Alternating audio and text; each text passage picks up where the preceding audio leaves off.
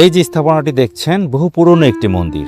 এখানেই লুকিয়ে আছে 300 বছরের অতীত। দেখে মনে হচ্ছে ক্রমহ্রাসমান 3 তলা বিশিষ্ট এই ভবনের উপরে আরো কিছু ছিল যেগুলো নষ্ট হয়ে গেছে। আর্কিওলজিস্টদের ধারণা এগুলো ছিল এক একটি সুউচ্চ চূড়া বা রত্ন। এগুলো দোতলার উপরে 4টি, 3 তলার উপরে 4টি এবং মাঝখানে একটি, মোট 9টি। এই কারণে এই ধরনের স্ট্রাকচারের মন্দিরগুলো নবরত্ন মন্দির হিসেবে পরিচিত।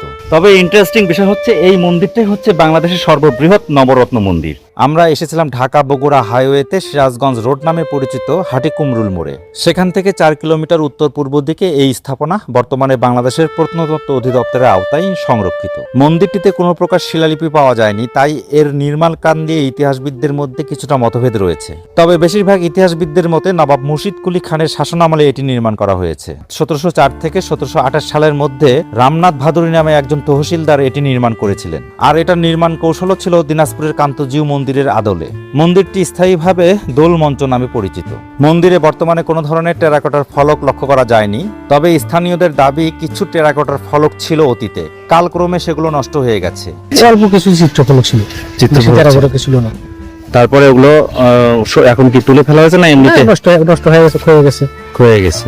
এটা আপনার প্রত্নতত্ত্ব অধিদপ্তর সংস্কৃতি মন্ত্রণালয়ের অধীনে। এটা আপনার হাটিকুমরুল হাই রোডের থেকে তো একটুখানি ভিতরে। আর প্রত্নতাত্ত্বিকরা মনে করেন যে মন্দিরটি নির্মাণকালে এর প্রতিটি দেয়াল টেরাকোটার ফলক দিয়ে সজ্জিত ছিল।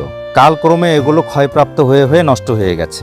নির্মাণের সময় মন্দিরটি কয়েকটি ধাপে তৈরি করা হয়েছিল। প্রথমে একটি বেদির উপরে একতলা বিশিষ্ট ভবন, তারপরে দোতলায় আরেকটি ভবন এবং মাঝখানে একটি উঁচু চূড়া। নিচের উঁচু বেদির অনেকটা এখন মাটির নিচে চলে গেছে, তবুও কিছু অংশ মাটির উপরে আছে।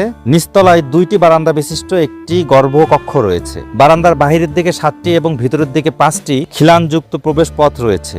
গর্ভকক্ষের পূর্ব এবং দক্ষিণ দিকে 2টি করে প্রবেশ পথ রয়েছে।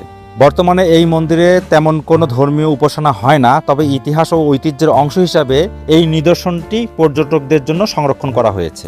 এর পাশাপাশি এখানে আরো 2টি মন্দির আছে। এখানে একটি মন্দির আছে এবং এখানে আরেকটি মন্দির আছে।